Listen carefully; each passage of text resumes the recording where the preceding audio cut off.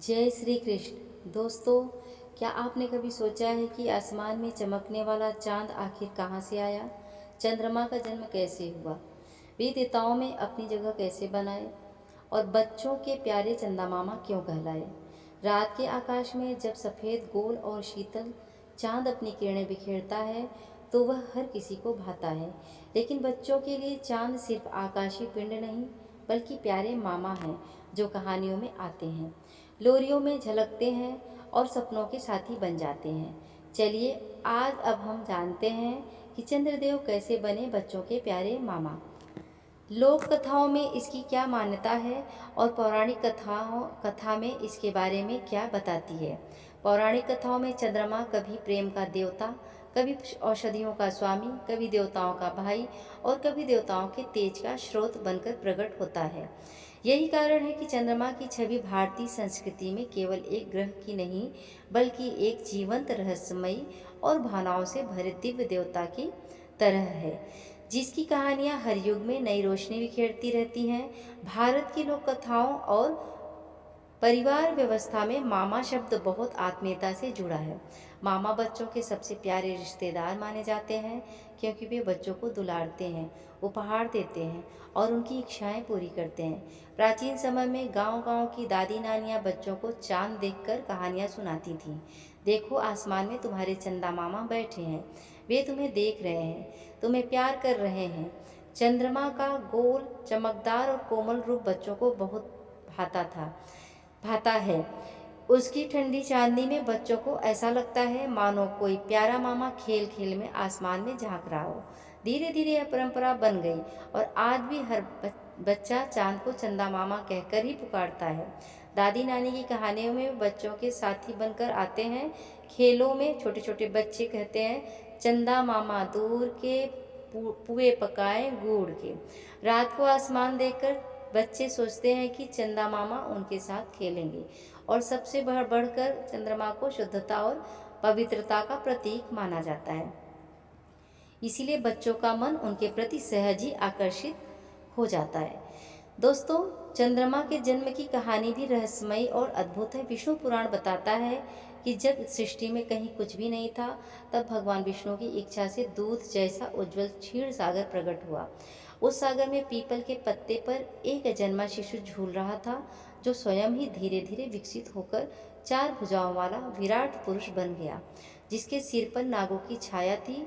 जैसे ही उस विराट पुरुष ने अपनी आंखें खोली, उसकी सृष्टि से सूर्य प्रकट हुआ और उसके मन की कल्पना से जन्मा चंद्रमा। उसके कानों से गूंजती ध्वनि और सांसों की गति से संपूर्ण ब्रह्मांड प्राणवायु से भर गया। वहीं शिव पुराण एक और ही कथा कहती है कि शिव और पार्वती जब आनंद तांडव में एकाकार होने लगे, तब शिव जी की आंखों से निकली प्रचंड ऊर्जा सूर्य में बदल गई और पार्वती देह की कोमल आभा से चंद्रदेव आकाश में सज गए।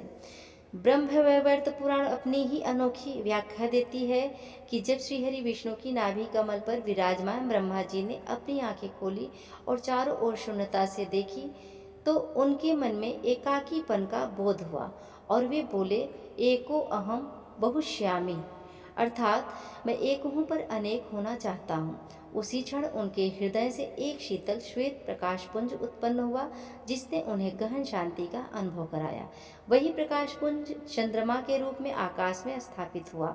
वेदों में चंद्रमा को आदित्यों के भाई के रूप में नहीं बल्कि सोमदेव के रूप में उस अमृतमय शीतल देवता के तौर पर पूजा गया है, जो इंद्र, सूर्य, अग्नि, मित्र, वरुण या रुद्र की तरह गणना में नहीं आता, पर अपनी मधुरता और शांति के लिए सदा वंदित होता है।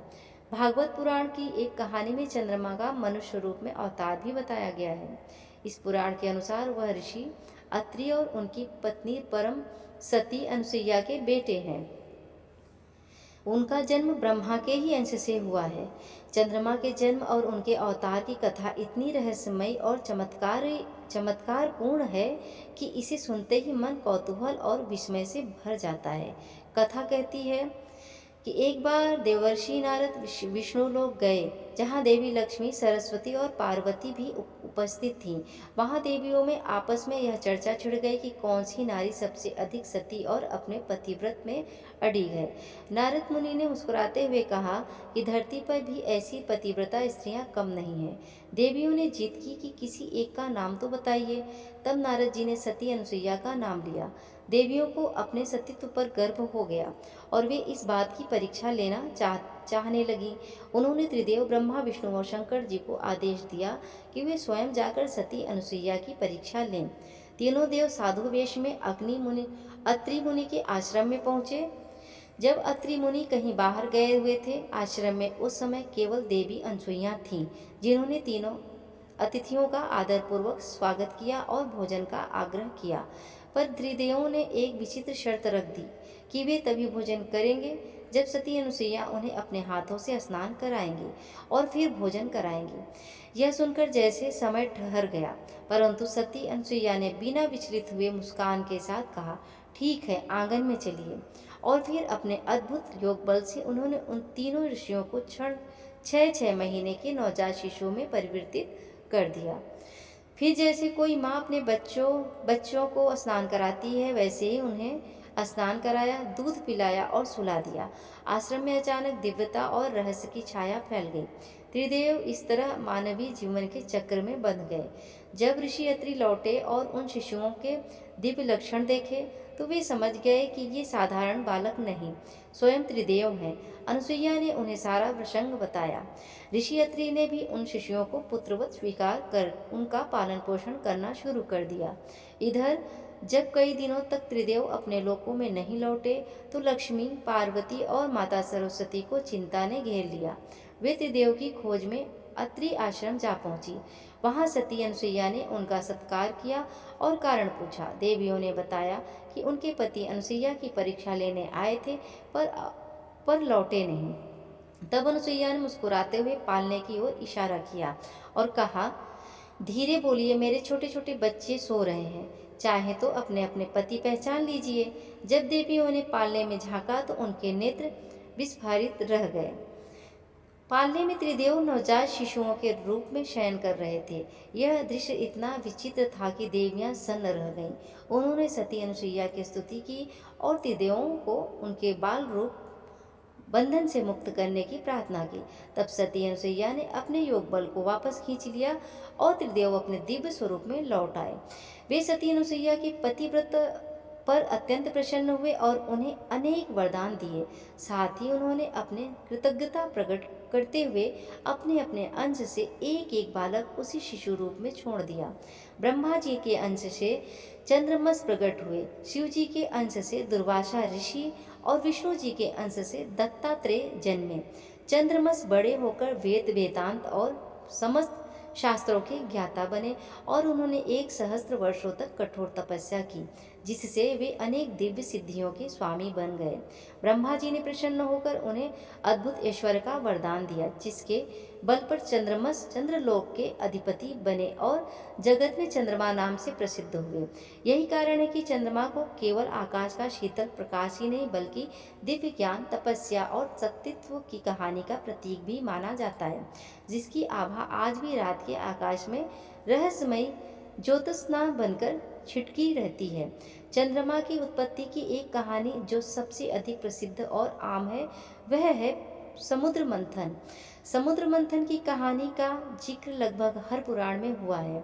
इस आध्यात्मिक कथा का सीधा सा मतलब तो यही है कि समुद्र को मथा गया, ठीक उसी तरह जैसे दही को मतने पर उससे सबसे शुद्ध माखन निकलता है और फिर माखन से घी, ठीक इसी तरह समुद्र को मतकर उससे कई अद्भुत रत्न निकाले गए। इनमें सबसे पहले विष निकला और आखिरी में अमृत। यह कहानी अपने दूसरे रूप में विचारों के मंथन की भी प्रतीक है। सागर मंथन की कथा की पृष्ठभूमि ऋषि दुर्वासा के श्राप से जुड़ी है। एक बार ऋषि दुर्वासा ने देवराज इंद्र को सुगंधित पुष्पों की एक माला भेंट की। देवराज इंद्र ने उस माला को अपने ऐरावत हाथी के मस्तक पर रख दिया, परंतु सुगंध से मतवाले हुए हाथी ऐरावत ने माला को उठाकर फेंक दिया और पैरों से कुचल दिया। ऋषि दुर्वासा ने इसे अपना अपमान समझा और इंद्र, जो कि एक युद्ध में विजेता होने के कारण अहंकारी हो गया था, उसे श्राप दे डाला कि तुम अपना सारा ईश्वर खो दोगे और लक्ष्मीहीन हो जाओगे।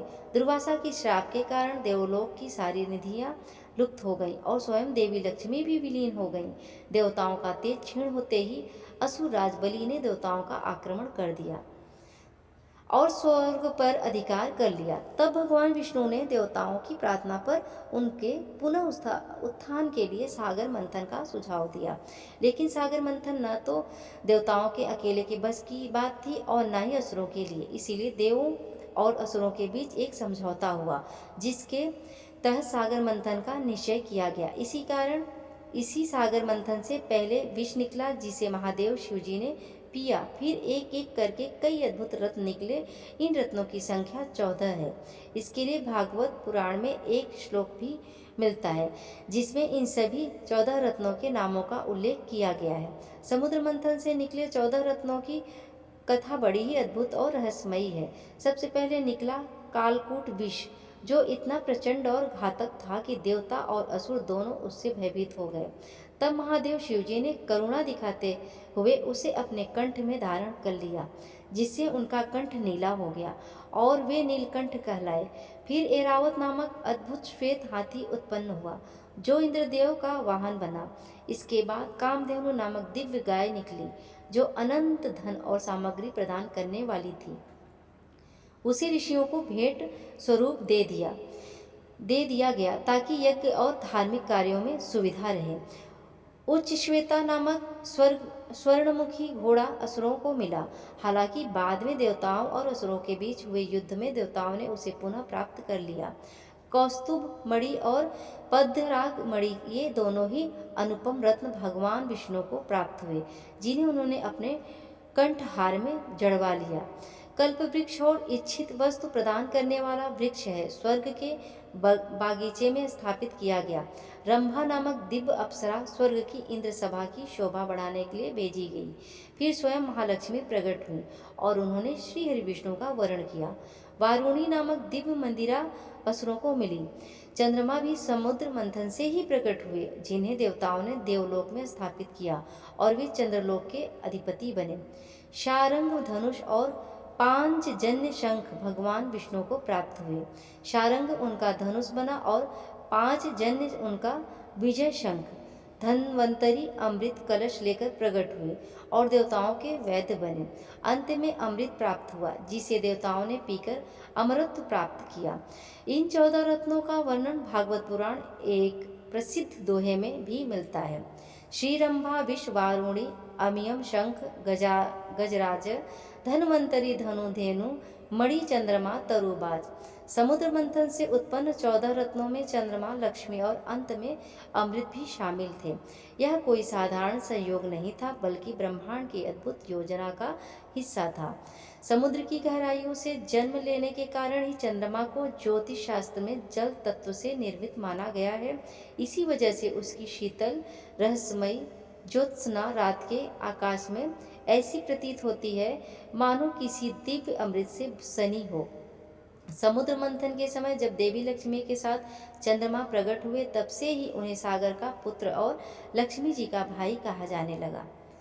स्वयं लक्ष्मी जी को भी सिंधु सुता यानी समुद्र की पुत्री कहा जाता है। यही रिश्ता शंख के साथ भी जुड़ा हुआ है, क्योंकि शंख भी समुद्र से निकला और लक्ष्मी तथा चंद्रमा का भाई माना जाता है। इसीलिए लक्ष्मी पूजन में शंख नहीं बजाया जाता, जबकि विष्णु पूजन में उसका नाद अनिवार्य होता है। लोक मानस में इसे जीजा साले के रिश्ते की हंसी मजाक की तरह भी लिया जाता है, जो सनातन परंपरा की सरलता और मानवीय स्पर्श को दर्शाता है। पर सबसे बड़ा रहस्य और आकर्षण तब प्रकट होता है जब हम शरद पूर्णिमा की रात को देखते हैं। अमृत के साथ समुद्र मंथन से उत्पन्न होने के कारण ही यह विश्वास है कि चंद्रमा अमृत से स्नात रहता है और उसकी किरणों में अमृत बरसता है, जिसे औषधि गुणों से भरपूर माना जाता है। यही कारण है कि शरद पूर्णिमा की रात्रि जब चंद्रमा अपनी पूर्ण 16 कलाओं के साथ आकाश में खिलता है और धरती के इतना करीब होता है कि उसकी शीतल किरणें मानो धरती पर अमृत बरसा रही हो, उस रात खीर बनाकर चांदनी में रखने की परंपरा सदियों से चली आ रही है। माना जाता है कि चंद्रदेव की अमृतमयी किरणें उस खीर को दिव्य औषधि में बदल देती हैं, जिससे वह न केवल रोग प्रतिरोधक क्षमता बढ़ाने वाली बल्कि बुद्धि, सौंदर्य और स्वास्थ्य को भी निखारने वाली बन जाती है।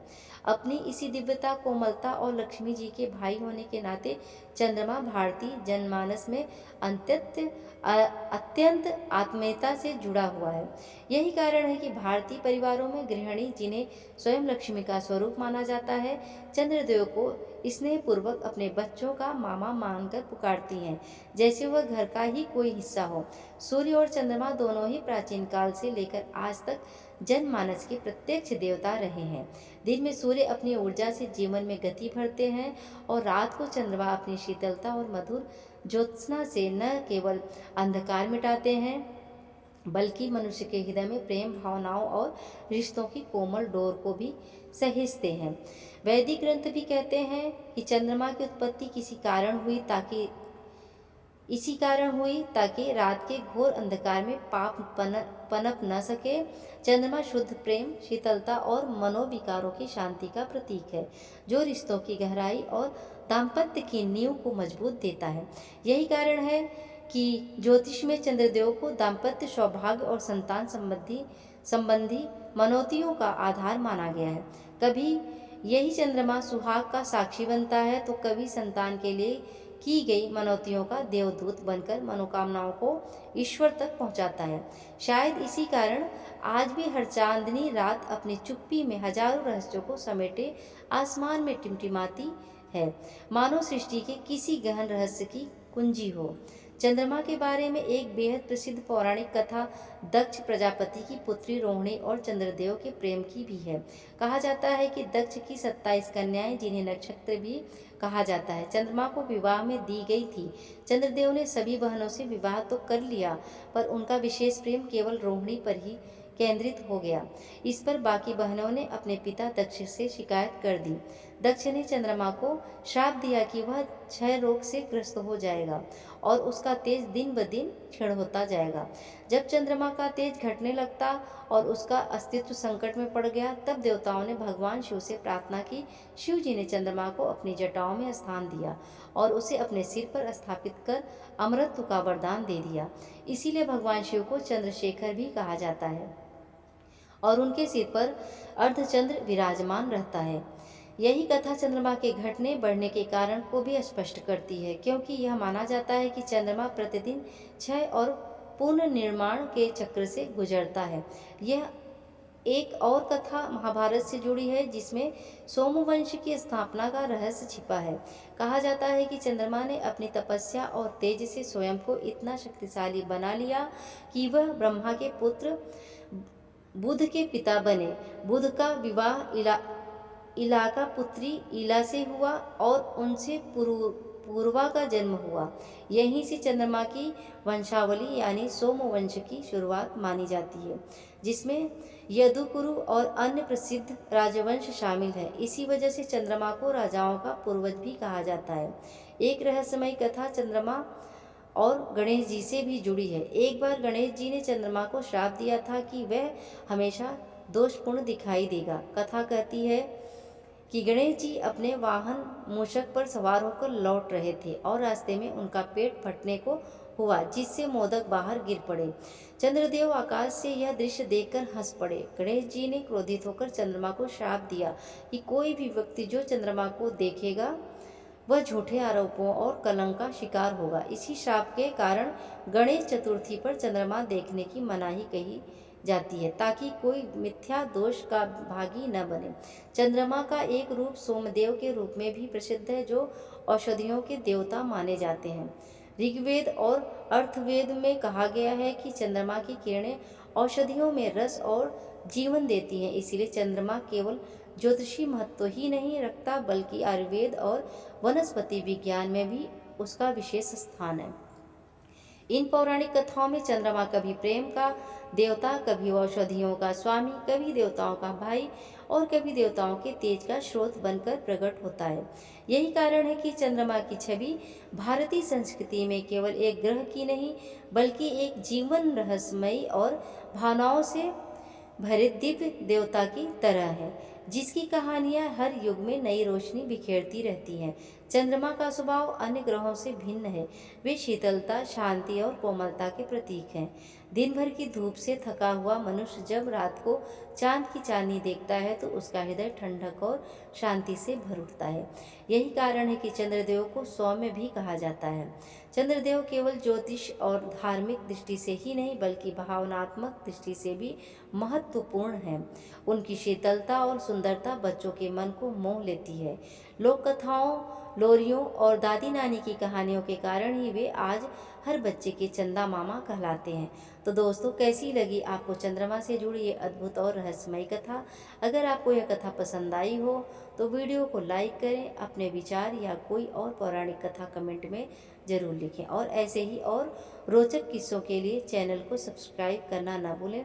चंद्रदेव की तरह आपके जीवन में भी शीतलता और सुख की चांदनी हमेशा बनी रहे। जय श्री हरि। राधे राधे।